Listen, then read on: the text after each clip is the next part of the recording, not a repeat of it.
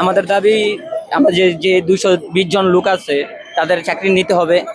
আর আমাদের যে এটা 30 জনের নামে মামলা আছে, মিথ্যা মামলা, আমাদের মামলাটা প্রত্যাহার করতে হবে।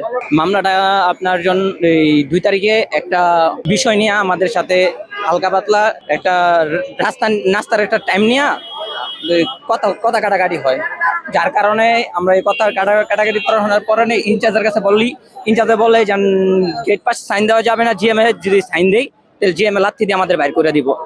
এই কথার কারণে আমরা কিছু লোক, আমার ভাই বোনরা কিছু লোকরা মিল্লা সবাই জিএম স্যারের রুমে আমরা যাইতেছিলাম।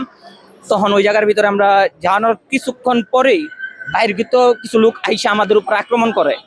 আক্রমণ করার পরে আমরা বলতে পারি যে কি হয়েছে করানোর পরে আমাদের অভিযোগের একটি মা বোনদের উপরে সমান যেমন জামা কাপড় টাইনা নিয়ে গেছে গা, তখন আমরা একটু চড়া হয়ে গেছি গা।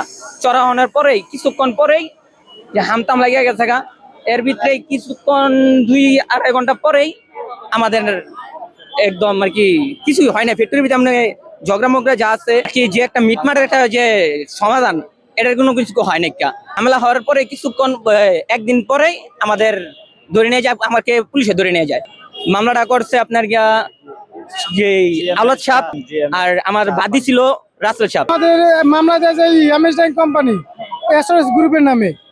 এসএস গ্রুপের মালিক হচ্ছে মনীষ সাহেব। তারা কি করছে, টাকা খাইয়ে পুলিশে ঘুরে আমাদের নামে মামলা দিয়ে দিচ্ছে। কেন আমাদের মিথ্যা মামলা? আমরা কি গরিব মানুষ, দিন আনি দিন খাই, আমাদের নামে কেন এই মামলা দিব? আমরা তো গার্মেন্টস চিনি না, 3 বছর ধরে চলতে আছে। আমাদের টাকা চালাইতেছে, যেই টাকা কামাই করে তাই দিয়ে দেওয়া লাগে। আমাদের এই মামলাটা খারিজ করে দিয়ে দিলে আলহামদুলিল্লাহ বাঁচতে যাই, আল্লাহর মধ্যে বাঁচতে যাই। কোনো সময় কোনো গার্মেন্টসে চাকরি করবো না, দরকার হলে এখন বাড়ি গ্রামের বাড়ি চলে যাবো।